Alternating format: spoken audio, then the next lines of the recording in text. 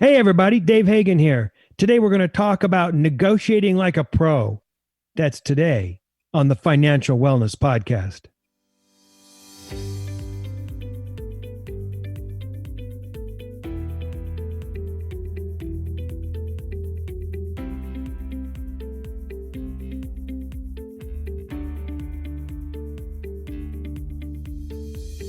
Welcome to the Financial Wellness Podcast, Dave's weekly message to keep you on your path to the financial success. Here is your host, financial problem solver and talk show host, Dave Hagan. Hello, everybody, and welcome to this week's edition of the Financial Wellness Podcast. I'm coming to you from beautiful Topanga, California. I got Brian, I got Nicholas coming to you from all the usual places. Hey, guys. Good evening, gentlemen. How you doing? Hey, guys. We also got our engineer, Scott Welton, coming to us from beautiful downtown Van Nuys. So the group's all together. We're ready to have some fun. We're ready to talk about some interesting and important things. And, you know, before we talk about negotiation, I promised you last week we were going to talk about a way to blow your mind on Black Friday. This is going to drop second week, first week in November. That Black Friday's coming up. And I've never really thought how crazy that Black Friday thing really is. You get up in the dark after you've had a nice meal, and then you go elbow to elbow to people. And I see them almost breaking down doors. You know, also you can get a TV for $50, which is old technology and it's probably only worth 25, but everyone thinks it's $50 and they're fighting each other off and people are hauling stuff out to the car. And it's like become a thing, especially the last 10, 15 years. And I never got it. I never understood it. But consider this. How about making Black Friday going online and buying a bunch of stuff? You could do this on a Zoom call with your family. Hey, I'm going to get this. Hey, I'm going to get that. Or you could get the stuff ahead of time and have it delivered to your house on Black Friday and do that as part of a Zoom call. Because I think part of Black Friday is, you know, the social aspect of it. Oh, I'm going out with Aunt Tilly, and we got our big car and I got my gun and we're going to go get some deals. Yeah, But Dave, I think that if, you know, people are still going to the actual store compared to buying online, to be honest, I think that's a rookie mistake. Oh, yeah. I mean, that's an easy call, right? Hey, for all of our listeners out there, don't go out to the malls and do it this year. Skip it. And if you're a big fan of Black Friday, skip it 1 year. Just this year. You might like it. See, the whole thing about Black Friday is going to change. I saw this on the news. I didn't do any research on it because it's not my thing, but they're going to have multiple Black Fridays. Right. Or something. Like the last 3 Fridays of November are all going to be Black Friday specials. So people can actually get to the store and buy things. Okay. It's going to be slowed down. You know, yeah, that would be smart. You want to smart. get to the Apple store, you've got to make an appointment, literally, to go to the store. And, you know, you go at your time. And if you miss it, sorry, you're done. Next. Yeah. By the way, I went to the Apple store to see one of those new Apple 12 phones. It's the 12. Yeah. And mall was deserted. There was nobody there. No one in the Apple store when I walked by. And when I turned in to go in the front door, they said, "Excuse me, sir, you have an appointment?" I said, "For what? There's nobody here." "Oh, you got to have an appointment so we can show you the phone. You can't even get in there to pick it up and hold it in your hand. You got to have an appointment." Crazy. I don't want to digress, but I thought that was just absurd. It's like when you walk into a restaurant, you go table for 2, and the lady looks around and, you know, half the restaurant's available. And she goes, "It'll be 20 minutes. Yeah. And I never really got that. But anyway, so check this out. I mean, you could have your Zoom call on your phone. You could have, you know, be looking online on Prime or, you know, whatever, wherever you shop, eBay or whatever it is. And you could be looking, you could have your glass of adult beverage, right? And you could make a whole event. And you go, oh, Uncle Morty, look at this. I just saw this 62-inch OLED screen for $2,500. I'm going to order it. Okay. Oh, let me get one of those. What's the address? It could kind of be a blast. You might have some fun. And then maybe a couple of days before, you've made arrangements to have something even delivered on Black Friday. So you go, oh, the doorbell just rang. Excuse me. And you got to get up and bring it in and go, oh, man, yeah, look at this. I got me one of those new nuclear toasters, and open it up. And it might be kind of fun. I think you can do screen sharing on Zoom as well. I can actually see a bunch of people, let's say, not being stereotypical, but, a bunch of women want to go shopping together. All right, we're going to do it from home and online, and they're going to share the screen going, hey, what do you guys think of this? I like that. Yeah, I agree. I like that. So everybody, don't be going out there on Black Friday. That's dangerous stuff. It's only going to give the virus a chance to spread potentially. Let's look at different ways to do that online. If you think of something, come up with a great idea, give us an email. Go to thefinancialwellnesspodcast.com and shoot us an idea. We'll talk about it. We'll talk about it on the air. All right, enough of that. We need to talk about how to negotiate like a pro, because I think that this is really important stuff. Why is it important that we learn to negotiate? It's because we all negotiate. In fact, life is a series of negotiations, it seems to me. I mean, if you're deciding with your significant other where to go for dinner, usually that's a negotiation of some type. Or if you're talking about which house to buy, well, certainly that's a negotiation. We negotiate all day long at work. That's just one of the basic skills. In fact, I think in a prior episode, we called that a soft skill, but we do it all the time. And yet we don't get a lot of training on that. Have you negotiated anything recently, Brian? Not too recently, but I used to love going to the farmer's market because you can always negotiate there. It's always a little bit of back and forth, right? It is. And guess what? One of the hardest things to learn is to, you have to ask for it. Okay, yeah. That's a good price, but I really only want to spend, X. They can say no. That's all, If you want to walk away, walk away. If not, all right, I'll pay what I was going to pay anyway. I mean, that's a simple example, sure. But I always kind of look at that as I never want to pay what the posted price is. Especially at a farmer's market. At a farmer's market, it's a free for all. Right. And I think negotiation then can be for your financial betterment. But I think I also hear you saying that could also be a form of entertainment. It is entertainment. Yes, absolutely. All that back and forth. How about you, Nick? You negotiated anything lately? Nothing significant, but I was thinking about taking a negotiation class at my law school. But I don't know that law schools, I mean, I guess they provide a class, but I don't see them emphasizing that enough. I mean, as a lawyer, one of the primary things that you do is negotiate for your clients. But there is a class at your school? Yeah. Well, it's called adult. It's called Alternative Dispute Resolution. Okay. Or ADR for short. Okay. Right. And essentially they teach you the techniques and different ways to help you negotiate and to, do the best for your client. Right. Negotiating is an element of ADR. I think you're exactly right. And do they talk about, how to negotiate, how to prepare, how to do all those kinds of things? Yeah. I haven't taken the class, Dave, full disclosure. But I was thinking about it. And so if I decide to take it, I'll let you know. Sounds good. Now let me ask you this: you take that class at law school. Everyone knows you're in law school. What's that class going to cost you there, Nick? Oh God, do we have to talk about this? Yeah. Like, I'm enough in debt. You already made fun of me for going to law school. No, but I want to make a business point. So, what's it going to cost? So roughly around $7,000 to $8,000. Wow.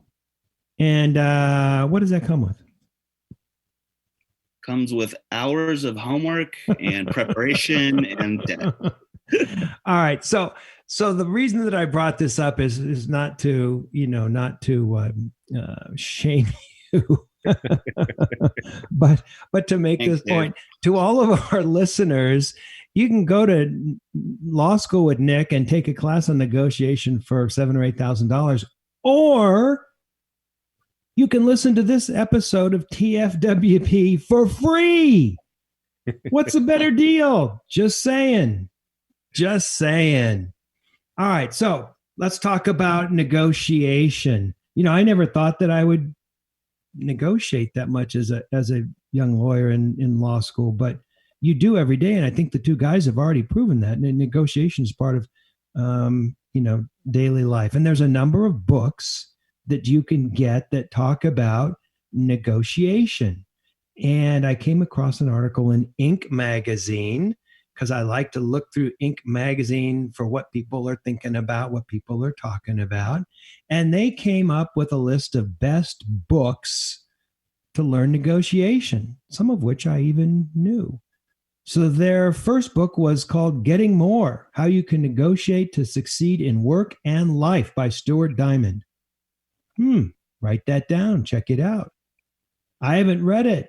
Might be good. Inc. magazine says it's good. Number 2, Crucial Conversations: Tools for Talking When Stakes Are High. The authors are Carrie Patterson, Joseph Gremme, Ron McMillan, and Al Switzler. Haven't read it. Sounds good. Check it out. I mean, these books only cost, what do they cost on eBay? $10, $15? Prime, same thing. A little less than $8,000. Just saying. Number 3, Influence: The Psychology of Persuasion. Ooh, I like that. I like that even better because it involves psychology. The author is Robert B. Cialdini. I think I'm going to read that one, actually, even though I've done a lot of negotiation in my lifetime. Number 4, Bargaining for Advantage: Strategies for Reasonable People. The author is G. Richard Schell. Ooh, here's one that I know. Number 5, Getting to Yes: Negotiating Agreement Without Giving In. Roger Fisher, Bill Urey, and Bruce Patton. Now, this is the book, frankly, I'm most familiar with. I've read it many times. It's probably the Chevrolet version of negotiation. Everybody's read it. It's basic. It's good. It works. So many people will talk to you about the proverbial win-win mindset or the win-win negotiation. And that comes out of the Getting to Yes book. That's one that I can really highly recommend. If you're going to pick any of these off this list that we're talking about, Getting to Yes, Robert Fisher, William Urey, and Bruce Patton. Number 6, Never Split the Difference: Negotiating as if your life depended on us. That sounds serious. The author's Chris Voss, remember that name, Chris Voss, and Tal Raz. Now, this book is kind of a reaction to or against the conventional wisdom in getting to yes. And rather than assuming that people understand their own interests and act according to them, my view, or I've heard that the writers approach the negotiation process as a phenomenon that's only understood as a set of essentially irrational emotional responses. So never split the difference. It sounds a little more aggressive. It sounds a little bit less win-win to me. In fact, a lot less win-win to me. But that's probably a newer book than Getting to Yes, something to think about. Here's one. I think this book came out before COVID. It's called Kiss, Bow, or Shake Hands, none of which we really do anymore. Well, maybe bow, but we don't kiss or shake hands anymore. It's the best-selling guide to doing business in more than 60 countries. Authors Terry Mortensen and Wayne A. Conaway, and it's negotiating styles for different countries. Do you think people negotiate differently in different countries? Absolutely yes. And this is the best book for that. And you know, I think that I would be remiss if I didn't talk about Masterclass. Do you guys know what Masterclass is? Yeah, it's the online video classes with the masters of the field. Yeah, it's good stuff. Nick, you ever looked at a Masterclass? Oh, isn't that the show on TV with Gordon Ramsay? Well, Gordon Ramsay is on Masterclass. You're exactly right. But no, a Masterclass it's like an online location, and you subscribe. I think it's $200 a year. And for that $200, you can get a second person in. And it is masters of all these different areas of business and art. and they put together a masterclass. So there's a guy that does urban gardening. Steve Martin talks about how to tell jokes. The CFO of Disney talks about his approach to doing business. Good stuff. Gordon Ramsay, in fact, one of the best classes I think that's on there is Gordon Ramsay. And I was not a big fan of the TV show. It was a little confrontational. But Gordon Ramsay talks about cooking and how to use butter and how the proper way to slice stuff up. Fascinating. He's a really good teacher. So I like that. I enjoyed that. I think it's a good one. But there's one on Masterclass on negotiation by a fella named Chris Voss.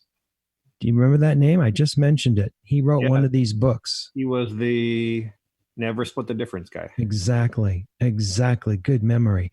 I may have that book in my place, by the way. Really? Is that why you beat the crap out of me when we negotiate something?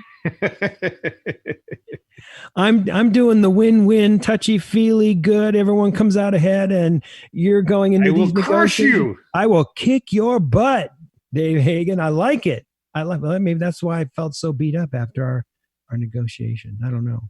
But apparently this Chris Voss, he used to work with the FBI, and he was the lead international negotiator. So he's got 18 different lessons, 18 different segments as his masterclass. Pretty good stuff. But you got to remember, I'm still a getting the yes kind of guy. So everyone's got their own kind of style. So as we were thinking about putting together a podcast dealing with negotiating with the pro, I thought, how could I do better than these 5, 6, 7 books? I mean, I really can't. These are all really good books. So what I want to do is add on my own individual tips, things that I've learned after negotiating on my own behalf and for clients over 30 years. So here's my add-on tips. Number 1, do your homework. Think about what you want. What's your bottom line? Think about, for that matter, what does the other side want? Think about what you might be willing to give up. Think about what the other side might want. Think about these things. Mull them over in your head. I mean, go off in a quiet corner and think about it for a moment before you negotiate. Now, not when you're trying to get a bunch of radishes at the market, right? But if you're going into anything that's got some significance, think about these things. What would you be willing to give up that you don't care about so much that the other party really wants? Wow, that's a key consideration. Think about the other person. What do you know about the other person? Are they principled? Are they impulsive? Are they emotional? Are they trustworthy? Are they a scumbag? I mean, run these things out in your head a little bit ahead of time. It'll never go exactly as you lay it out in your mind ahead of time, but do your homework. Do your homework and think about this. Number 2, be prepared to do the dance. And by that, I mean, have some patience in the negotiation. I've done this for so many years that I can pretty much tell somebody where that negotiation is going to come out after I've thought about it a little bit. That's one of the reasons I'm also a professional mediator. I have a pretty good idea where things are going to come out if I read or think about the party's position. But you've got to be prepared to do the dance. I would like to just cut to the end. I said, look, this is going to come out this way. You agree to this? You agree to this? Let's move on. But you've got to let the parties do the dance. They need to move a little bit in the negotiation. Why? Because that's the way they perceive that it's supposed to happen. That's the way that they buy their rhubarb at the farmer's market. You've got to let them move back and forth. You've got to let them get comfortable with the different positions of the parties. So be prepared to do the dance. Have some patience. Set aside enough time to get it done. You'll do better. Number 3, never make the first offer. Have you ever heard that, Brian, before? In negotiation, never make the first offer. Whoever makes the first offer loses. I actually haven't heard that. Yeah. My wife and I talk about that all the time. She's negotiating a lot of big stuff for some big companies. And she says, oh, I pity the sucker that makes the first offer. They're gonna lose. Well, I'm sorry, I'm just trying to, if Well, they say, you what's the want- cost you of want that? something, Yeah. you want something from party A wants something from party B. Mm-hmm. All right. Party A eventually has to go to party B and go, hey, I would like that. Yeah, no, you say, what are you willing to offer? You have them lay it out first. Because you say to them, what would it take for you to sell that to me? Yeah. Yeah. What would it take? What do you want? Because it might be so incredible. I mean, I've had a couple times where I said, what'll it take to get this done? And they laid out their position and it was way better than what I ever expected. So what do you do? Aren't they just going to throw it back with, what are you willing to offer me? Well, you never know. If they haven't done their homework and if they haven't gone through the mental gymnastics to prepare, who knows? They might blurt out, some position. They might not be confident in what they're trying to do. They might blurt something out. You never know. Like I said, I've had a couple circumstances where I said to the other side, what do you want? And they laid it out and it was so much better. What was I going to do? The emotional side of me would say, done. No. Get it even better. All right. Pause for a couple minutes and you go, well, okay. Right.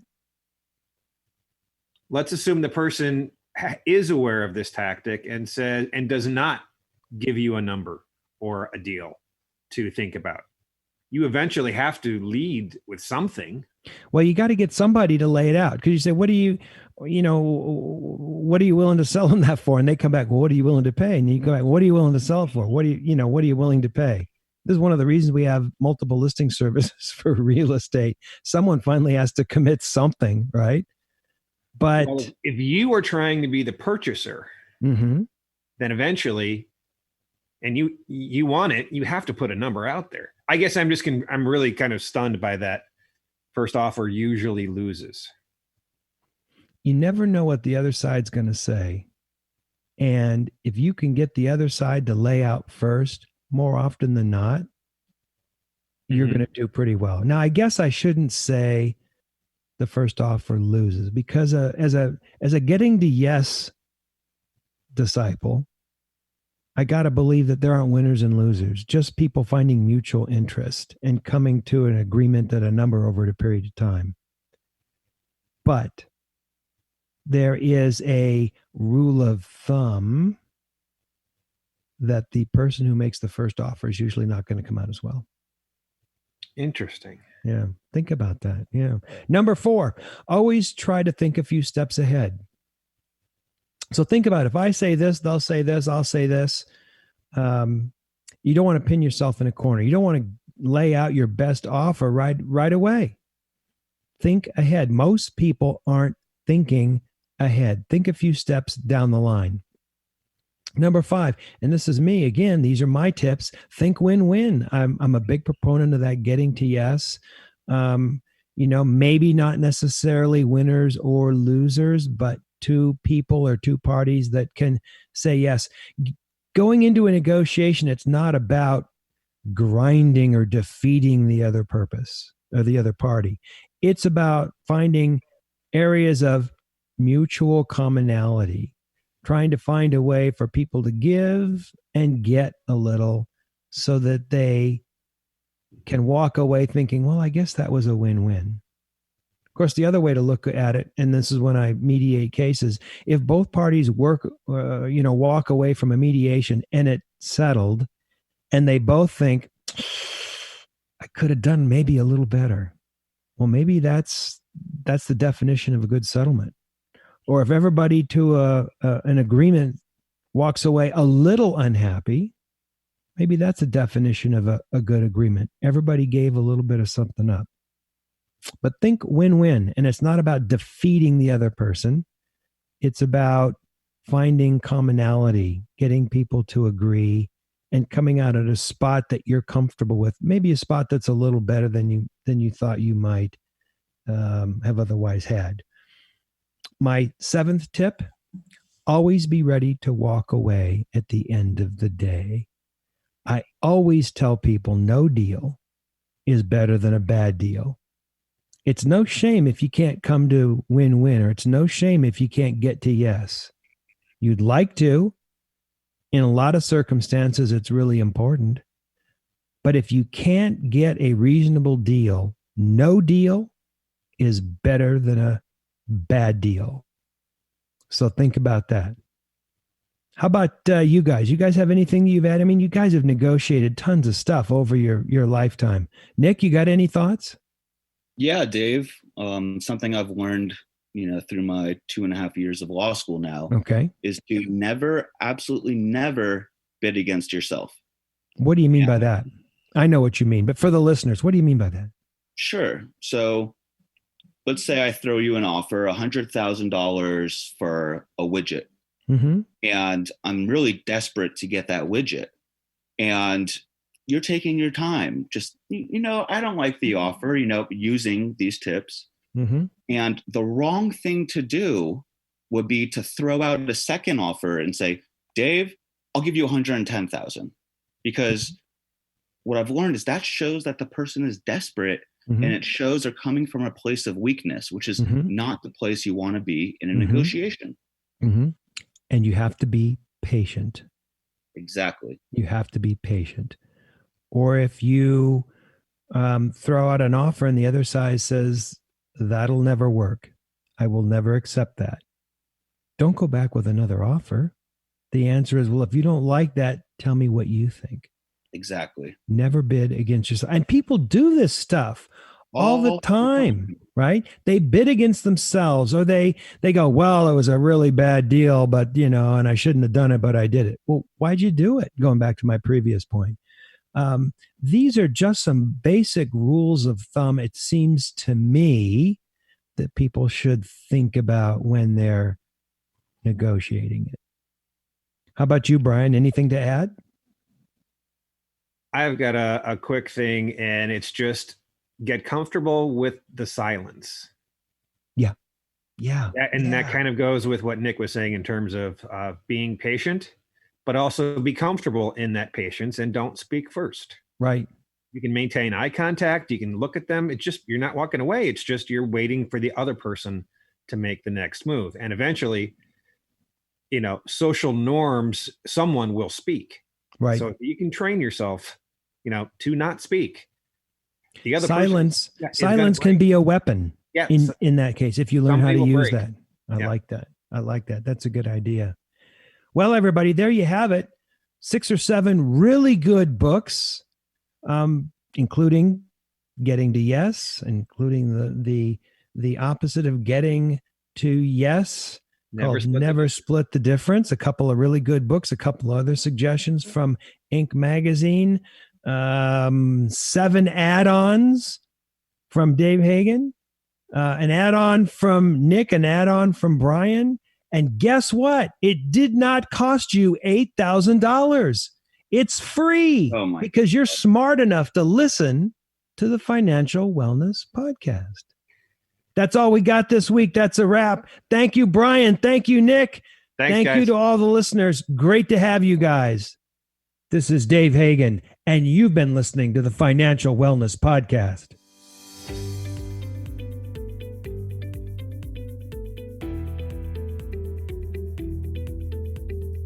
You've been listening to the Financial Wellness Podcast, Dave's weekly message to keep you on your path to financial success. If you have a question that you would like Dave to answer on the podcast, go to thefinancialwellnesspodcast.com. You can leave an audio message with one click of a button, or type your message into the question box. Either way, it's sent right to Dave's phone. Remember, Dave will randomly draw from the submitted questions and pick the winner of a free 1-hour personal conversation with Dave to help you achieve your financial goals. Don't forget to subscribe to the podcast so you receive the new episode notifications, or share the podcast via the app with your family and friends. This is your announcer, Nick Appel, wishing you every financial success.